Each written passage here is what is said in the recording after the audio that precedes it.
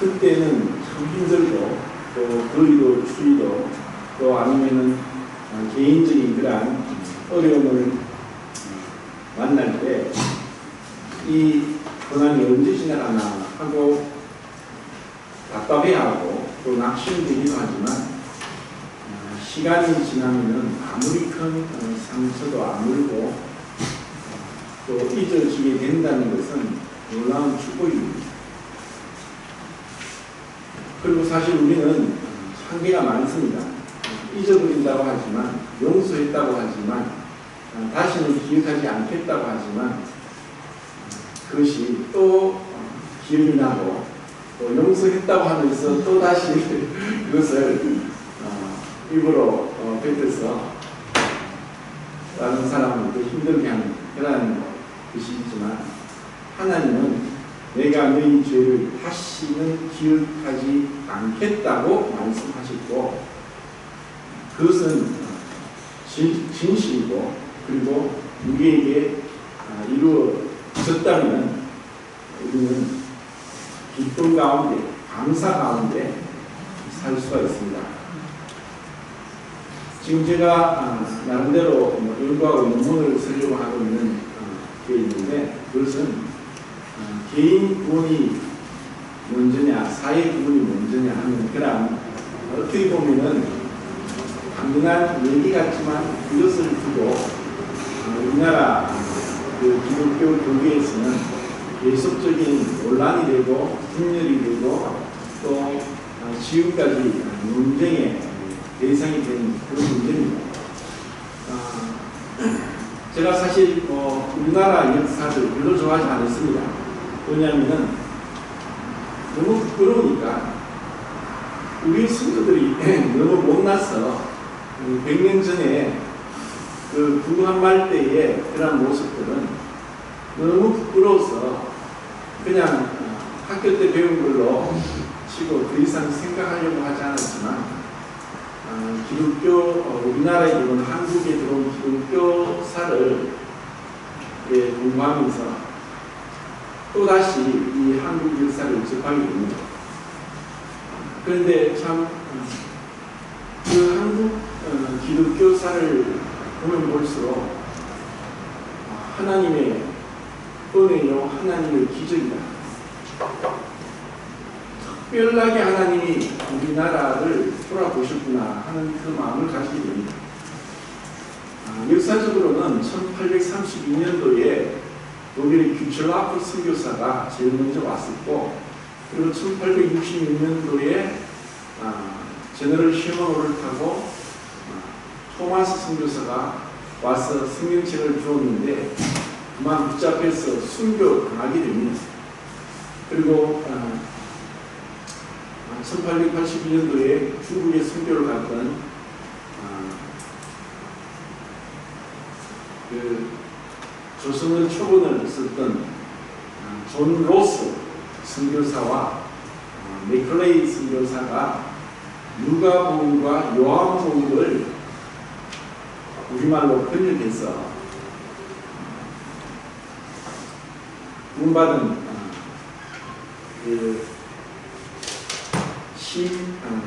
이름이 갑자기 생각나는데 이 사람에게 주고 그것을 들고 조선 땅에 옵니다. 그리고 일본에 공부하러 갔던 이수정 씨가 일본에서 복음을 듣고 그리고 요한 마가복음을 번역해서 1885년도에 조선에 들어옵니다. 그리고 정식적으로는 1884년도에 미국의 의사이면서 검사로 왔던 알렌이 우리나라에 정식적으로 들어온 것을 기독교의 시작으로 보입니다. 그리고 그 다음에 일본을 거쳐서 들어온 미국 국장로교회에서 파송한 언더우드 선교사 그리고 미국 국감리교회에서 파송한 아펜젤러 선교사를 통해서 복음이 시작됐는데 언더우드의 그 기도로 가스펠성을 채운 것을 우리가 잘 알고 있습니다.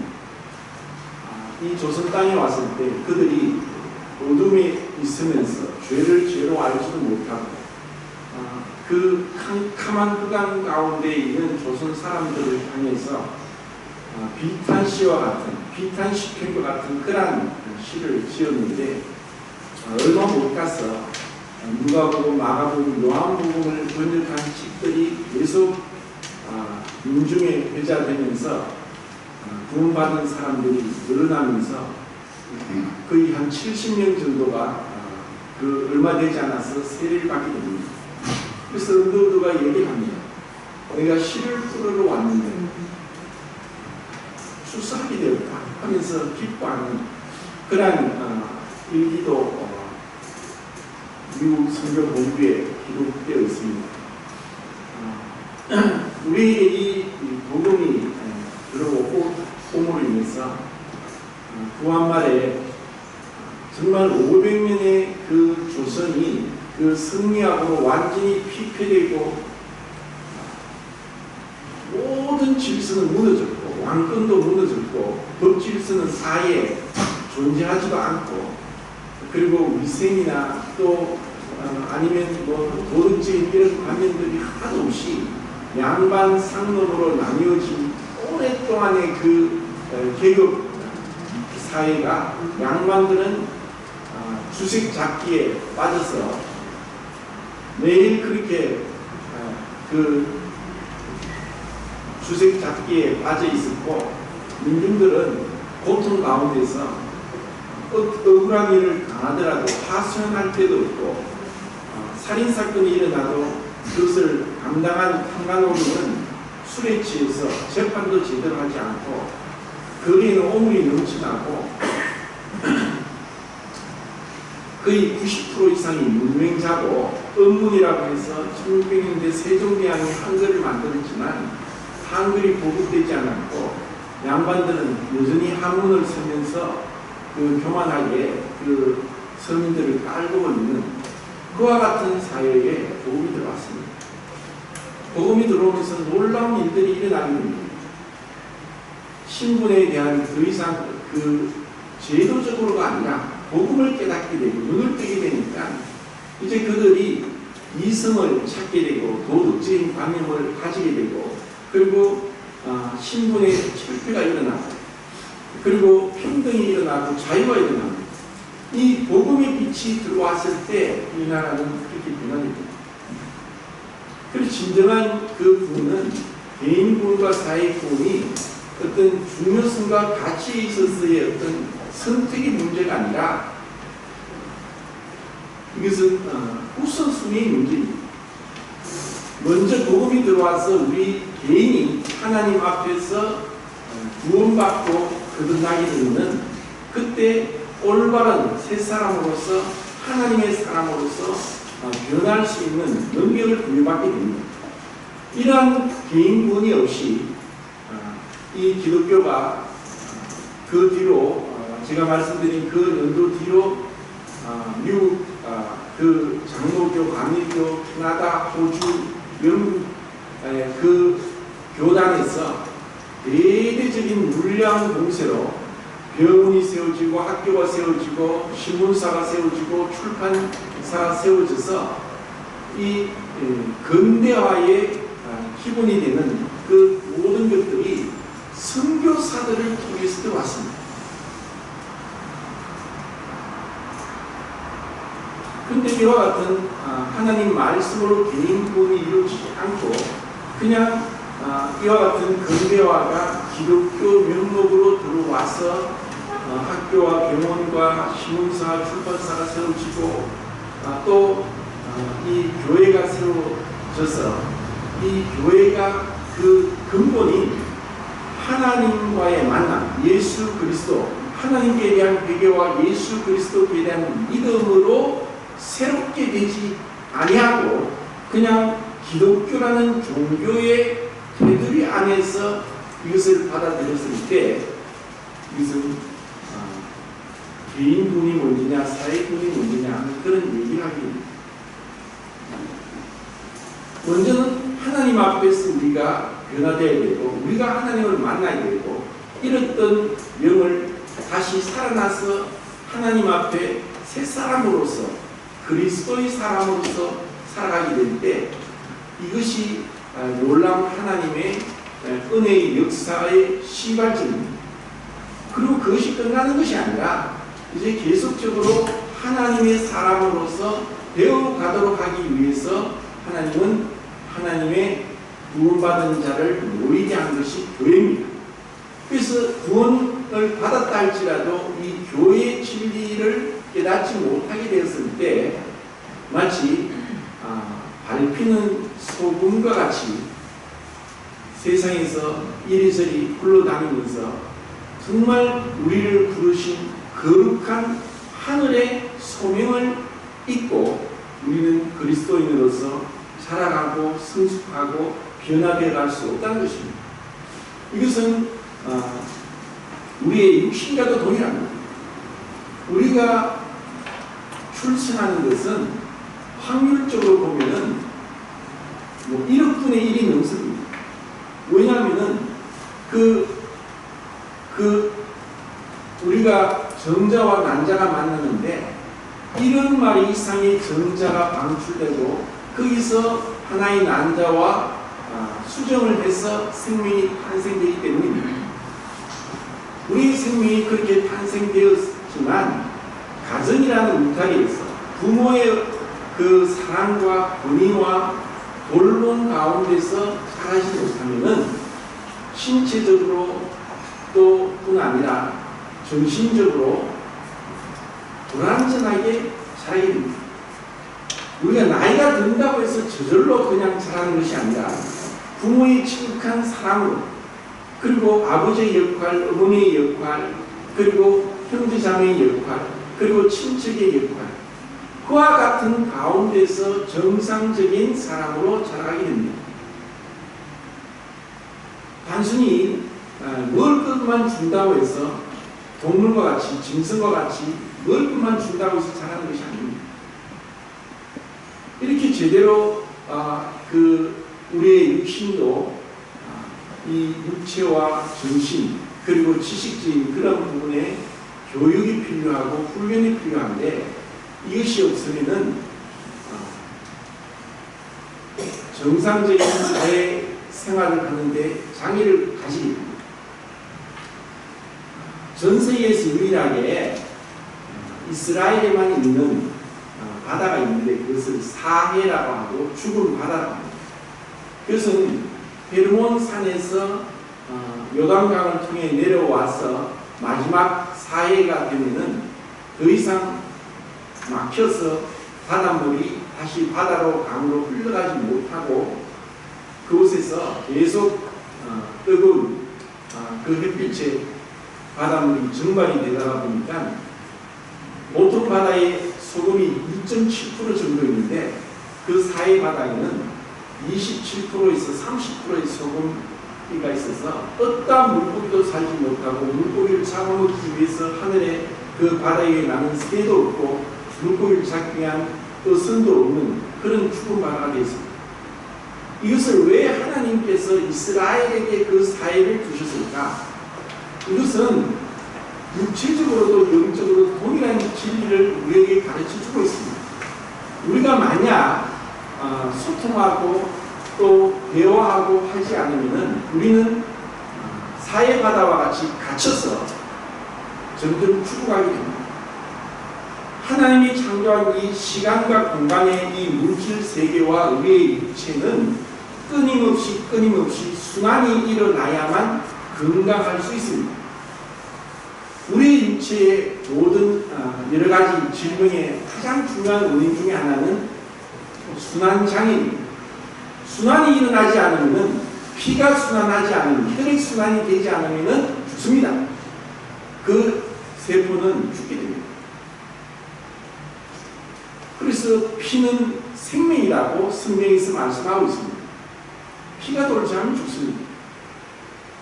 이거와 같이 우리가 교회 안에서 올바른 교회 생활을 하는 것은 빛 가운데로 나오는 것이고 어둠을 떨쳐버리는 것이고 그리고 하나님의 율법 앞에서 내 자신의 벌거벗은 모습을 보는 것이고 그리고 다른 사람과의 관계를 통해서 내 안에 얼마나 사랑이 없고 더러운 욕심 가운데 사로잡혀 있는 것을 보는 것이 주시고 그리함으로 내가 하나님의 은혜 앞에 마치 구원 받을 때와 동일하게 주님, 저는 주인입니다. 저는 주님 앞에 어떤 것도 할 수 없습니다 하면서 쉬지 않고 기도할 수밖에 없는 자인 것을 깨닫게 되면서 그리스도의 생명으로 인해서 부활의 능력이 우리에게 나타나도록 하는 것. 이것이 올바른 그리스도인의 삶입니다. 제가 전에 그 강아지를 좋아해서 버려진 강아지를 주스다가 키웠습니다.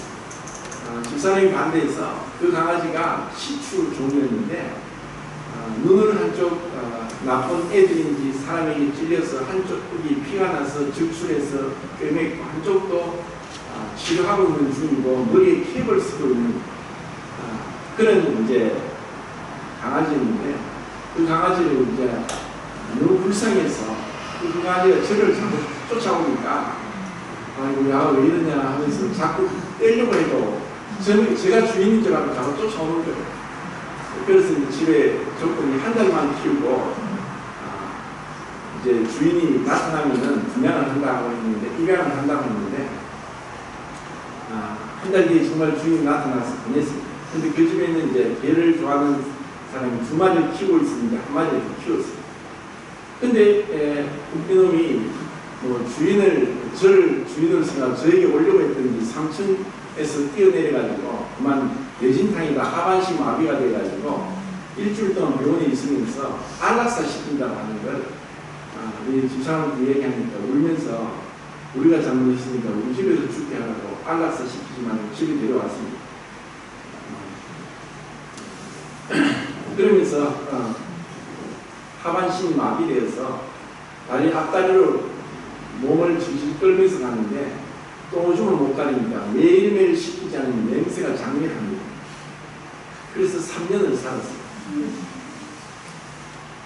제가 처음에는 동정하는 마음이 있었는데 그 3년을 키우면서 제가 분명히 알았던 것은 주님, 저는 이런 개 한 마리도 사랑할 수 없는 그런 자입니다 하는 것을 깨닫게 해주셨어요. 그냥 마음으로 일시적인 동정과 이것을 지속적으로 끝까지 하는 것은 다르다. 그리고 우리 모두가 다 한 번도 해본 적이 없는 부모가 되었고 자식이 되었고 또 형제 자매가 되었는데 다 불완전하죠. 온전한 사람이 어디 있습니까?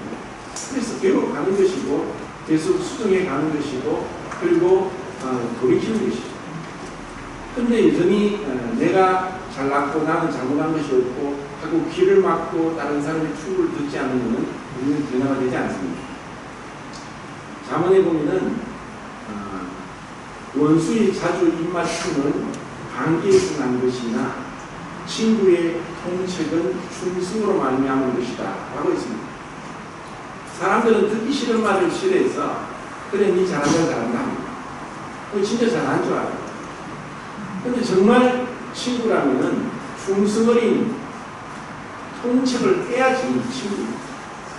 안 그러면 우리가 변화가 안 됩니다. 지금 이제 6.13 선거로 인해서 바깥이 굉장히 시끄럽습니다.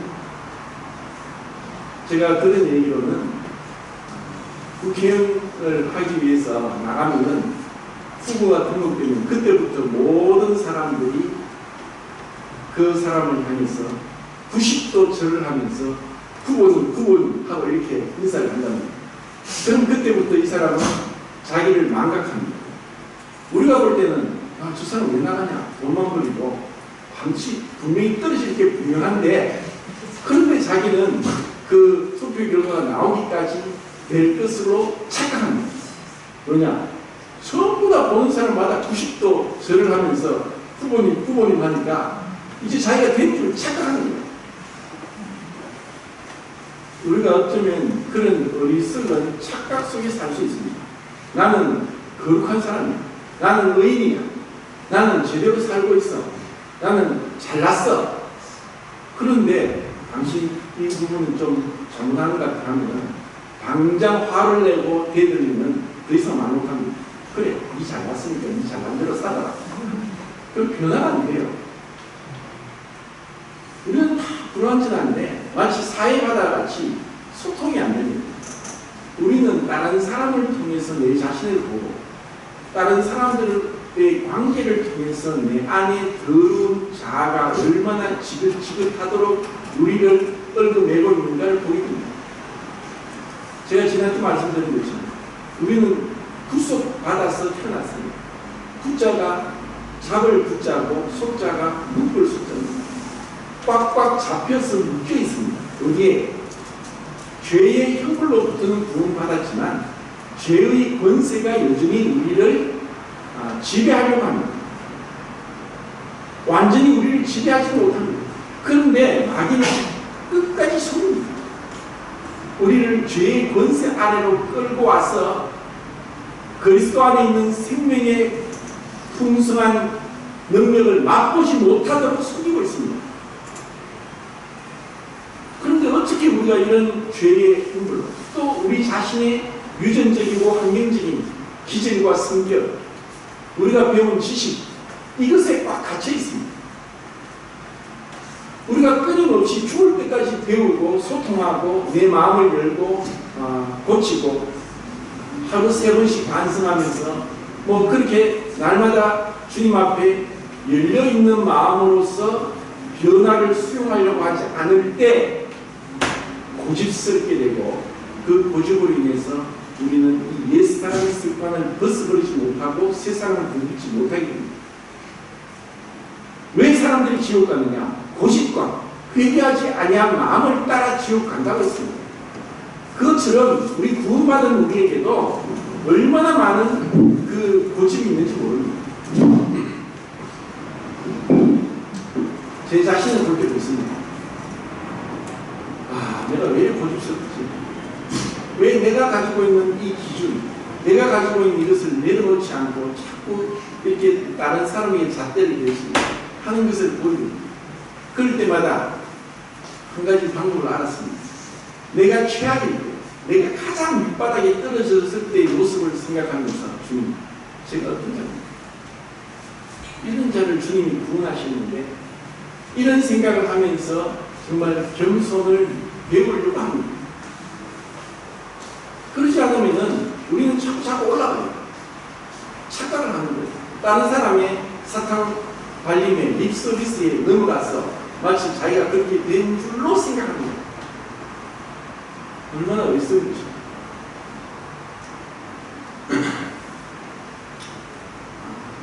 디모데전서 4장 7절 8절 보겠습니다.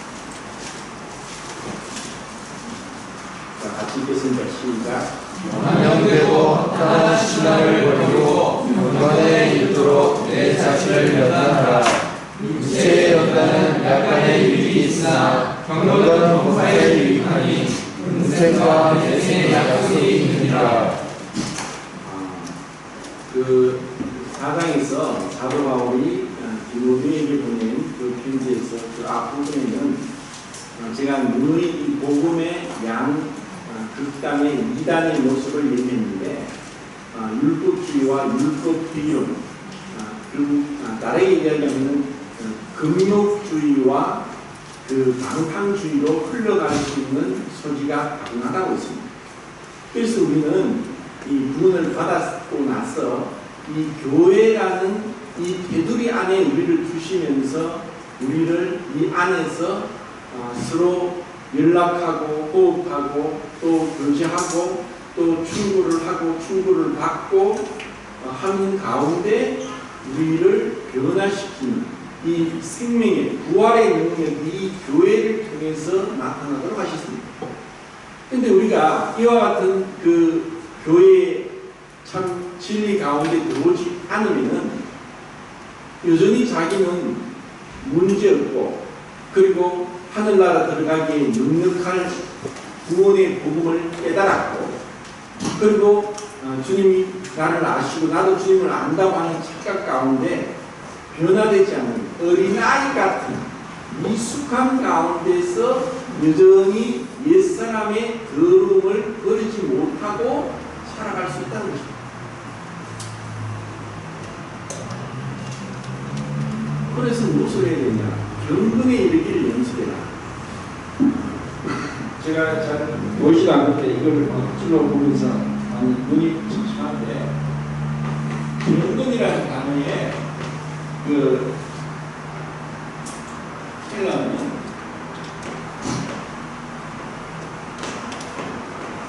유세베이아라고 해서 이 유적도는 잘 좋게 이런 뜻이고 여기는 세로마이에서 예배하다, 경배하다, 경계를 비교하다. 결국 우리 그리스도인의 삶은 이 경건의 연습을 하는 것인데 경건이 무엇이냐? 우리가 예배를 드리는 것이 일주일 168시간 중에 1시간을 만찬 예배를 드리는 것이 예배라고 생각하고 예배 드리고 말씀도 안 듣고 그냥 자기 볼일 보러 가고 하는 것은 전적으로 잘못된 버릇이고 생각입니다. 예배는 우리 모든 삶 가운데서 하나님께 드리는 거예요. 그리고 우리는 예배를 다른 곳에는 40분, 30분 하지만 우리는 2시간으로 드립니다. 온전한 예배는 만찬 예배와 말씀입니다. 이것은 너무너무 중요한 것입니다. 1517년도에 마르틴 루터가 종교개혁을 하면서 또 존 칼뱅이 같이 합상해서 기독교에는 7가지 견진성사라고 해서 7가지 승례전이 있는데 그것을 다 버렸습니다. 다 버리고 2가지만 가지고 왔는데 그것이 성만찬과 세례입니다. 예배는 예수 그리스도를 기념하는 것이고 그분의 죽으심을 오실 때까지 전하는 것이고 그리고 구원받은 자들이 만찬 예배를 통해서 하나님 앞에 기쁨으로 감사를 드리는 것이고 그런데 개신교에서는 이 말씀 선포가 중요하다고 해서 말씀 선포만 강조했지 이 만찬 예배를 통해서 우리 자신을 돌아보고 하나님의 은혜를 생각하고 예수 그리스도의 십자가의 사랑과 구속을 기억하면서 우리 자신이 더욱더 주님 앞으로 나아가도록 하는 이 승례전을 너무나 소개해 있습니다. 그럼 이것만 하는 지금 가톨릭교의 미사라고 해서 이 승례전만 하고 있으면서 말씀 선포가 거의 없습니다. 이것도 문제입니다. 그런데 우리는 이렇게 좋은 것을 가지고 있음에도 불구하고 이것을 귀한 줄 모르고 얼마나 아름다운 이 초대교회 때 전통을 가지고 있는지도 모르고 이것을 반으로 쪼개서 만찬 예배만 예배고 말씀은 예배가 아니니까 만찬 예배만 보고 내 볼일 보러 가도 된다고 하는 헛된 생각을 하는 거예요. 경건이라는 것은 우리의 모든 삶 가운데서 하나님 앞에 경의를 표하는 것입니다. 하나님 앞에서 이것을 코람데오라고 그 라틴어로 그렇게 이야기합니다. 하나님 앞에 있으면은 우리는 숙연해지고 경건해지고 조심스러워지고 겸손해지고 조심하게 됩니다. 그리고 이것을 경건에 이르도록 연습해야 합니다. 연습. 경건에 이르는 게 무엇입니까? 어떻게 연습합니까? 성경에서 불경건이라는 단어가 나오는데 이것을 제가 이제 헬라어로 찾아보니까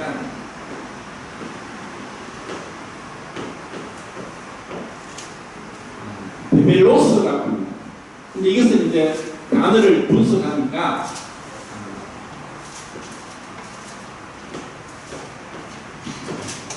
바시스, 이 바시스 플러스 벨로스인데 진짜 재밌습니다. 제가 헬라어 쓰는 건 정답 쓰는 거예요. 바시스 플러스 벨로스 해서 불경건인데 벨로스는 문지방입니다. 그리고 배는 바시스인데 이것은 발입니다. 바이노 하면 걷다고 바시스 하면 발입니다.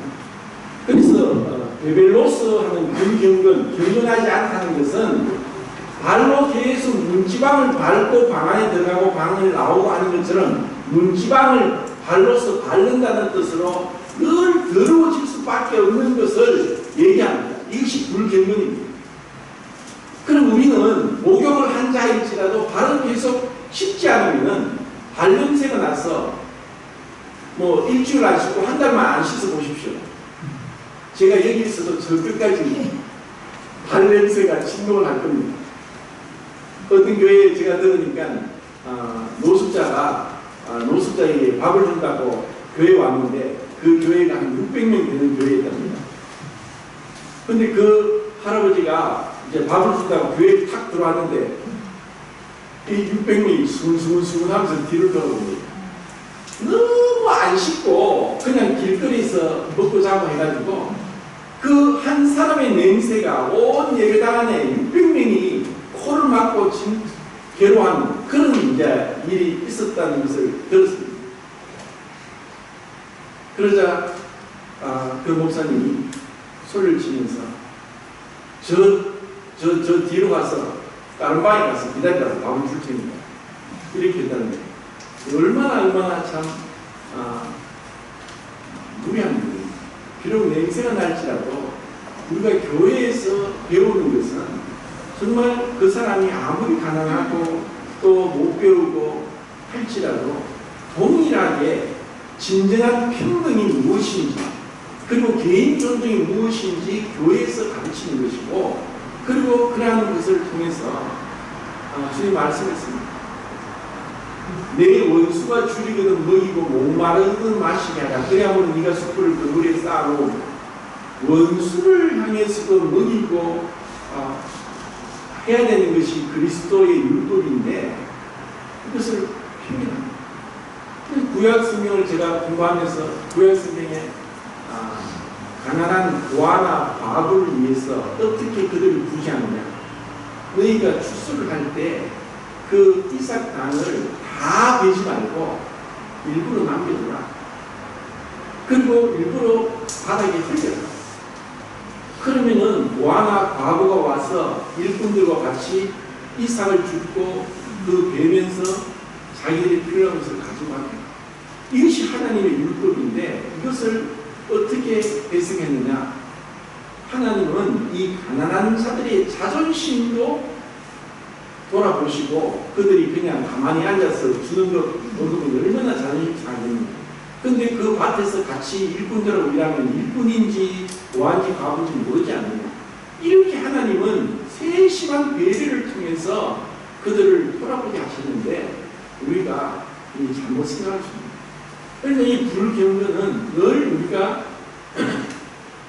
우리 자신을 예수님 앞에 나가서 정결하게 씻는 것을 하지 않으면 우리는 이 육신의 것이 나옵니다.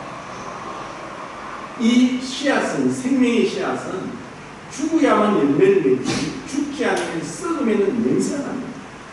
내가 주님의 십자가의 고난과 죽음에 참여해야만 부활의 능력을 맛보는 것이지 내가 그와 같은 주님의 고난과 죽음에 참여하고 내가 죽은 자로 내 자신을 여기고 주님 앞에 드리지 않으면 썩은 악취가 납니다.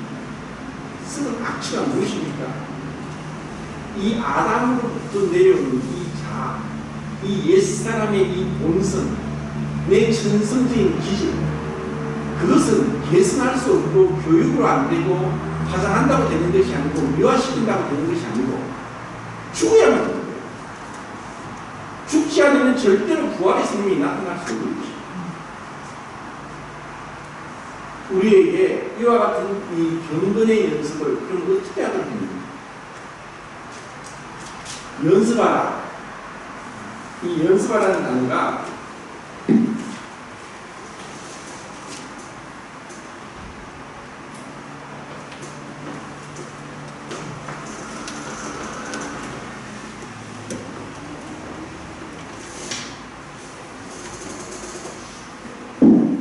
말인데 빛나죠. 그래서 이제 연습하다.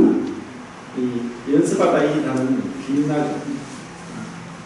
운동을 해보십시오. 땀이 나고 열이 납니다. 힘나죠. 연습하다. 이것을 원래의 뜻은 발가벗고 운동하다는 것입니다. 지금 이제 4년마다 열리는 올림픽은 그리스에서 시작됐는데 그때 여자들은 그 경기장에 들어가서 구경을 못했습니다. 왜냐하면 운동선수들이 발가벗고 있습니다. 그래서 제가 이제 그 의미를 왜 그랬을까? 이렇게 생각했는데 거의 당연한 거예요. 제가 지금 자랑은 아니지만 헌혈을 지금 53번째 했는데 왜 헌혈을 하느냐? 정말 이 피는 생명이니까 피가 없어서 수술하다가 죽어가는 사람, 교통사고 나서 죽어가는 사람에게 이 나의 피라도 준다면 그들이 살아날 수 있지 않겠는가 하는 마음으로 하게 됐습니다. 그런데 헌혈을 하려면은 건강해야 되고 약을 먹으면 안 됩니다. 근데 제가 2년 전인가 가니까 혈압이 좀 높아서 헌혈하기 어렵다고. 그래서 충격을 받았어요. 그러면 혈압약을 먹으면 더 이상 헌혈을 끝이 나니까. 그래서 그때부터 운동을 했어요. 한 10분을 뛰니까 또 힘들고 또 좀 있다가 한 달 가다가 2달 가다가 이렇게 해서 지금은 뭐 9km 놓고 1시간 동안 계속 뛸 수 있는데 계속 뛸 수만 없지 않습니까? 뭐 뛰는 것도 육체의 연습도 중요하지만 경건의 연습이 필요하니까. 그런데 그렇게 뛰면 온몸에 완전히 머리부터 머리에 땀이 나서 머리카락을 타고 땀이 뚝뚝 떨어집니다. 온몸에 그냥 물에 폭삭 빠진 것 같은 땀이 막 흘러내립니다. 그러면서 혈압을 유지하고 그리고 hun혈을 합니다. 운동을 하다 보면은 이 땀이 나면 옷에 땀이 묻으면 굉장히 옷이 무거워집니다. 한 시간 계속 뛰는데 점점점 옷이 땀에 젖어서 무거워지면은 그게 거추장스러워요. 그래서 얼굴벗고 운동을 하는 이유가 무엇인지 알겠다 이런 생각이 들었습니다. 그렇다고 뭐 사람들이 이런데 그렇게 얼굴벗고 할 수 없지 않습니까? 그러니까 가능하면은 얇은 또 땀을 이제 흡수하지 않고 배출해서 그냥 쭉 흘러내리도록 하는 그런 간편한 옷으로 이제 그래서 운동합니다. 히브리서 12장에 보면은 모든 무거운 것과 얽매이기 쉬운 죄를 벗어버리고 믿음의 경주를 하자 하고 말씀합니다. 우리가 왜 주님 앞에 경건의 연습에 이렇게 소홀합니까? 정말 내 삶에 있어서 잘못된 것 이런 것들을 계속 버리고 버려야지 우리가 믿음의 경주를 선한 경주를 하게 되는데 이런 버리는 것이 없이는 절대로 우리가 주님 앞에 경건하게 살지 못합니다. 그리고 절제해야 되는데 사실 이렇게 더운 날씨에 1시간을 팍 뛰는 것은 참 힘이 듭니다. 이거 오늘은 좀 그만하고 싶은데 하면서 이거를 3년 이상을 했습니다. 무엇이든지 육체의 연습도 이런 지속성이 없으면 그러다가 제가 좀 몸이 안 좋아서 한 일주일 정도 쉬면은 일주일 뒤에 하면 또다시 힘들어집니다. 그래서 계속 매일매일 변함없이 꾸준하게 하는 것이 육체에 필요합니다. 어떤 피아니스트가 제가 음악을 좋아하니까 그 러시아의 스피아토슬라프 리테르라는 그 피아니스트가 있는데 레파토리가 굉장히 넓고 완벽한 연주를 합니다. 어느 날 자기가 연주한 음반을 듣고 있다가 이 음반 제작자에게 막 불효령을 내리면서 마지막 한 소절이 끊어졌다고 하면서 막 난리를 쳤습니다.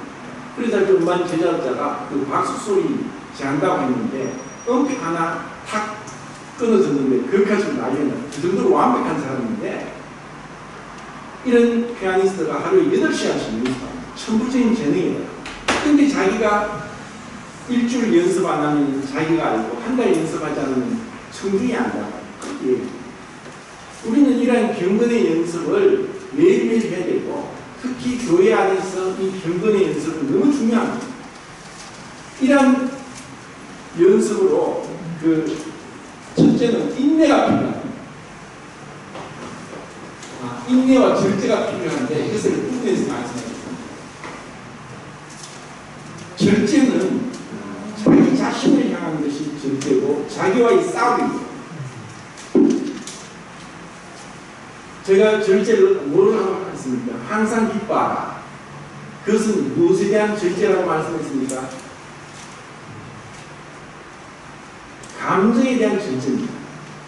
내가 그냥 전형적인 육신적으로 좋아서 좋아하는 것은 기쁨이 아니라 어떤 상황에도 기뻐하는 그것이 절제고 그것이 그리스도로 인한 절제입니다. 성령의 열매입니다. 그리고 범사에 감사하라. 이것은 무엇에 대한 절제라고 했습니까? 지식에 대한 절제라고 했습니다. 왜냐하면 내가 아는 그 생각으로 내가 불평, 원망합니다. 왜 이스라엘 백성이 애굽을 출애굽했는데 불평하고 원망하고 밤새도록 가데스 바네아에서 그렇게 울었느냐? 애굽에 있을 때는 우리가 수박도 먹고 오이도 먹고 외도 먹고 마늘도 먹고 파도 먹었는데 이 광야에는 만나밖에 없구나. 우리를 여기서 굶어 죽게 하는구나 하면서 불평을 원망합니다. 그 옛날이 생각난 거예요. 그런데 그들이 그것을 생각하지 않고 그 애굽에서 고난받고 종살이하고 일을 하지 않으면 먹을 수 없는 그것은 생각지 않고 그리고 10가지 재앙을 통해서 그 강력한 바로의 군대와 교만한 바로 왕을 무너뜨리고 홍해를 건너서 왔던 그리고 만나가 매일마다 오면서 일하지 않아도 먹을 수 있는 것은 생각하지 않는 거예요. 그러니까 이 생각의 절제가 안 되면은 절대로 감사할 수 없습니다. 그런데 정말 우리는 얼마나 감사해야 되느냐? 숨 쉬는 것도 감사해요. 내가 이렇게 말하고 움직이고 살 수 있는 이 모든 것이 하나님의 은혜고 감사의 제목입니다. 그런데 이것을 안 보고 왜 나는 이것을 못할까? 왜 나에겐 돈이 없을까? 왜 내가 왜 키가 이렇게 작을까? 나는 이렇게 못생겼을까? 나는 왜 이렇게 배운 것이 없을까? 왜 내 가족이 이렇게 안 될까? 계속 그와 같은 부정적인 생각만 하면은 감사가 나오겠습니까? 불평 원망합니다. 그리고 쉬지 말고 기도하라. 이것은 무엇에 대한 절제라고 했습니까? 몇 번이나 반복해도 시간에 대한 절제입니다. 이 시간은 하나님이 주신 선물입니다. 이 시간은 모든 사람에게 동일합니다. 나이가 많든 나이가 적든 배웠든 배우지 못했든 남녀노소 빈부 귀천 막론하고 동일하게 주어지는 것이 시간입니다. 그런데 이 시간을 타고나는 겁니다.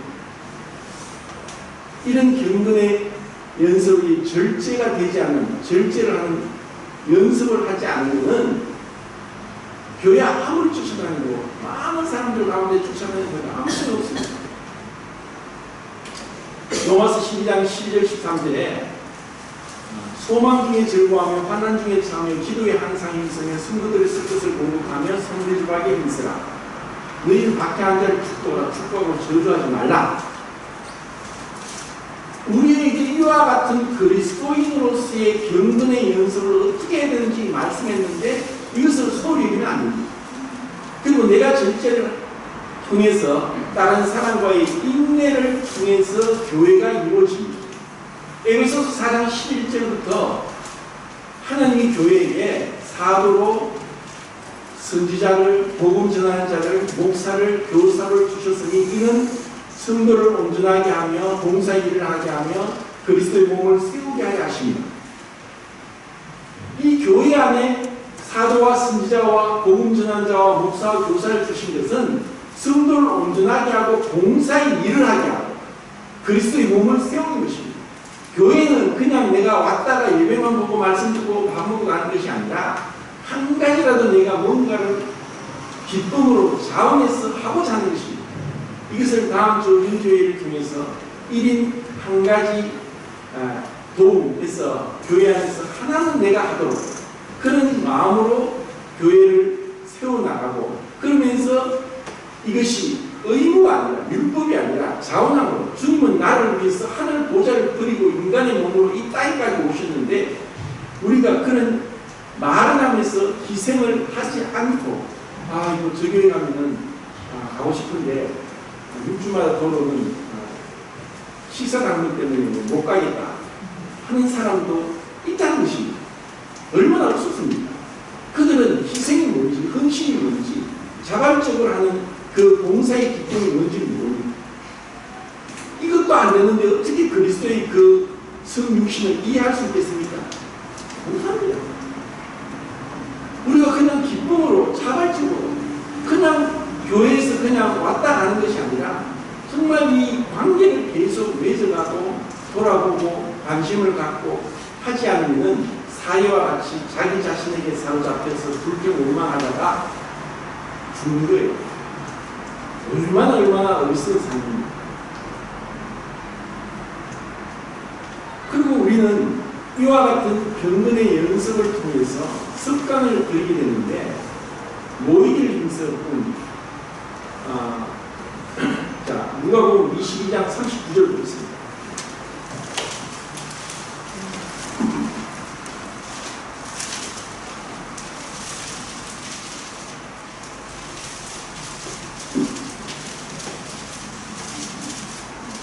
같이 읽겠습니다.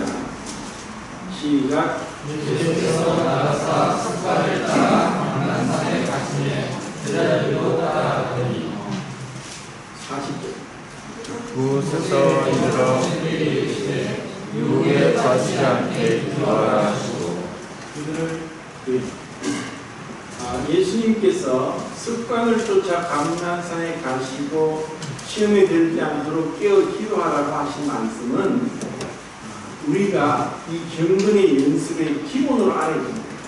만약에 이것이 안 되고 제가 이제 앞에 현수막을에다 붙였는데 1년 1도, 성경 1도 하는 것, 하루에 30분 기도하는 것, 그리고 1년에 한 명을 주님께 인도하는 것, 이러한 그 목표를 갖고 하려고 하는 그런 생각을 가지고 있습니다. 이 기본입니다.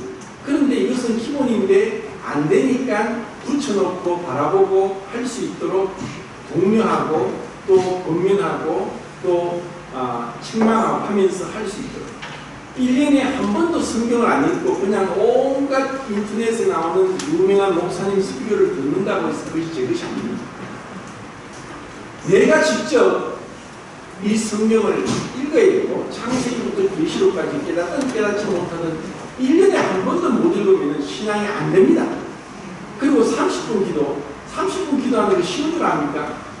30분 외에 꾸준하게 기도를 계속 하는 사람 있습니까? 갑자기 되겠습니까? 아침에 10분, 점심 때 10분, 저녁 때 10분이라도 해서 훈련이 되면은 20분, 30분 이렇게 늘려가는 그런 훈련을 해야지. 갑자기 막 한다고 절대 안 돼요. 경건의 연습은 육체의 연습과 동일합니다. 제가 9km 속도로 1시간 뛰는 게 갑자기 된 줄 압니까? 몇 개월이 걸렸습니다. 처음에는 7km 놓고 10분 뛰고 7.5km, 8km, 8.5km, 9km 그리고 10km 놓고 한 30분 뛰고 뭐 이런 식으로 계속 훈련을 점차적으로 해서 된 것이지 저절로 된 것이 아닙니다. 기도하는 것도 마찬가지입니다. 10분을 하세요. 그리고 또 20분을 하시고 그리고 내가 평생을 교회 다니면서 한 명도 전도 못하고 주님 앞에 가려고 생각하지 마십시오. 얼마나 부끄럽습니까? 내가 구원받았는데 왜 우리를 복음을 전하도록 하기 위해서 땅에 남겼습니까? 그리고 세상을 향해서는 복음을 전하는 것이고 교회 안에서는 성도를 사랑하는 것.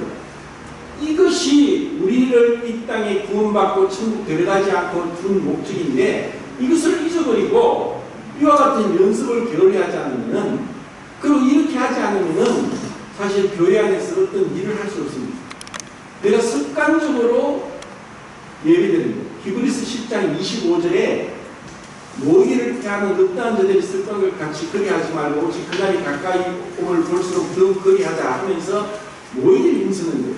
아니 집회를 참석 안 하는데 우리는 주일날만 집회가 아닙니다. 우리는 성도가 하나님 앞에서 약속했는데 수요일과 금요일날 수요 모임으로서 간증 집회를 하고 그리고 금요일날 기도 집회를 합니다. 우리가 주님 앞에 가는데 이 시간을 두고 하나님은 우리를 테스트하고 시험합니다. 그래, 네가 나를 얼마나 사랑하나 보자. 내가 말로만 사랑한다고 하면서 성도를 사랑하면 성도들에 대한 예의가 필요하고 성도들을 존중해야 되고 성도들이 내가 하지 않으면 얼마나 극성할까 하는 그런 에바브로 기도 같은 마음이 우리에게 필요합니다. 이것이 없으면 우리는 절대로 살지 못합니다. 폐쇄적이 되고 사회와 같이 되고 내 자신을 못 보게 됩니다. 그러면서 성도들을 가까이 가면 갈수록 힘들어집니다. 상처가 되고 상처를 받고 상처를 줍니다. 그래서 인내, 관계를 통해서 오래 참는 것을 배웁니다. 오래 참음이 무엇입니까? 고린도전서 13장의 사랑은 오래 참음. 제일 먼저 나오는 게 오래 참는 것입니다. 왜 오래 참습니까? 우리가 불완전하니까. 우리가 다 상처를 주고 상처를 받으니까. 그래서 오래 참는 것이 사랑입니다. 그리고 고린도후서 12장 12절에 사도의 표적인 것은 첫 번째가 인내, 그리고 표적과 기사와 능력 행하는 것과 병 고치는 것과 방언 행하는 것과 이와 같은 은사들은 사도들의 특별한 은사로 주셨는데 첫 번째를 인내로 잡았습니다. 인내는 참 어렵습니다. 내 기분대로 하지 않습니다. 정말 인내를 자식을 키우면서 인내를 배우고 교회 생활을 하면서 인내를 배우고 동역하면서 인내를 배웁니다. 우리는 그렇게 부족한 자이기 때문에 주님을 생각하지 않고 주님은 우리 같은 자를 구원하기 위해서 그 빨가벗김을 당하시고 침뱉음을 당하시고 뺨을 맞고 머리에 가시멜관을 쓰고 칙칙에 맞아서 등에서 피고름이 나오고 손과 발에 대못이 박히고 그리고 십자가에 높이 달려서 그렇게 부끄러움을 개의치 아니하신 것은 우리를 사랑하는 인내를 통해서 구원하기 위했던 것입니다. 이런 인내를 통해서 우리가 구원받았는데 우리가 그러한 사소한 무슨 자존심이 있고 무시당한다고 그렇게 화를 내고 그렇게 하겠습니까? 제가 뭐 성도님들만 모르는 것이 아니라 제 자신을 보니까 그래요. 제가 너무 많이 교만했고 별것 아닌 것까지 판단했고 별것 아닌 것까지 화를 냈습니다. 근데 사도 바울이 고린도후서 12장에 말합니다. 내가 이제 내 약한 것들에 인해서 하나님께 감사하고 기뻐하다.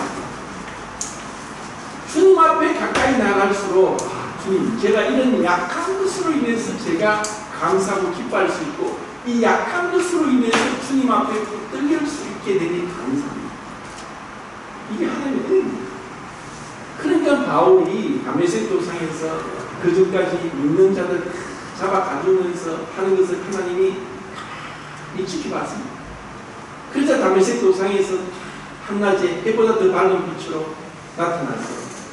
너무 밝은 빛이 비치니까 사람들이 다 엎드려졌고 바울은 눈이 멀었습니다. 그때 소리가 들렸습니다.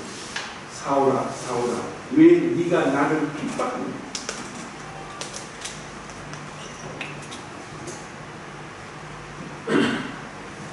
베드로는 3번이나 주님을 부인했습니다. 주님은 그런 것을 허용하셨죠. 그래서 베드로와 바울이 끝까지 주님 앞에서 충성스럽게 그 사역을 감당했던 것은 자신들이 부끄러움을 기억하고 나 같은 자도 주님이 부르셔서 일하게 하시는데 하는 마음으로 그들은 인내했을 것입니다. 그리고 우리가 이런 개인의 절제와 인내를 통해서 경건의 연습을 할 때 그것이 습관이 되고 습관이 될 때 그것은 감정이 됩니다. 그리고 그러한 감정이 결국 권위로서 능력으로 나타납니다. 말만 하고 행하지도 않고 희생하지 않고 그렇게 하는 사람들에게는 권위가 없습니다. 그러면 사람들이 따르지 않죠. 저 사람 말만 하는 거예요. 교회에서 어른이 말만 하고 행하지 않으면 말은 안 해도 청년들, 학생들이 판단합니다. 자기가 안 하면서 왜 우리를 자꾸 하라는 거야? 그렇게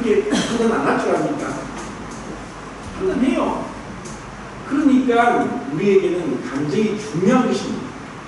주님과의 약속이고 이 나그네 인생길에서 내 자신을 절제하고 인내하고 모이기를 힘쓰고 주일날, 수요일날, 금요일날 모이는 것이 우리의 교회 목표입니다. 모든 성도가 다 집회 때마다 다 성도들 모이는 것이 수천 명, 수만 명 모이면서 주일날만 나오는 선데이 크리스찬보다 훨씬 낫고 적은 능력으로 내 말씀을 지키고 충성하였다는 빌라델비아 교회가 따로 없습니다. 그렇게 작은 것에부터 충성하고 성령 읽는 일도 하루 기도 30분 그리고 1년에 한 명이라도 전도합니다. 아니면 2년 3년이라도 걸려서 한 명이라도 내가 주님 앞에 기도하겠다는 그런 끈질긴 영혼에 대한 구명의 열정, 영혼을 사랑하는 마음들이 있기를 진실로 원합니다. 그리고 정말 주님 이렇게 이 짧은 시간을 통해서 나의 믿음과 사랑을 테스트하는데 하나님은 영혼을 보상합니다. 얼마나 값진 것입니다. 우리는 이 짧은 나그네 인생을 통해서 주님에 대한 사랑을 증명하는 것입니다. 너의 사랑의 진실함을 보여라. 어떻게 보입니까? 제가 지금 말씀드린 이런 것들을 행함으로써 그래서 주님에 대한 사랑을 보이는 것입니다. 네가 나를 사랑하느냐? 그럼 나의 어린 양을 보여주라. 우리가 이런 그리스도 안에서 살아가고 성숙되어가고 그리스도를 닮기를 신봉 원합니다.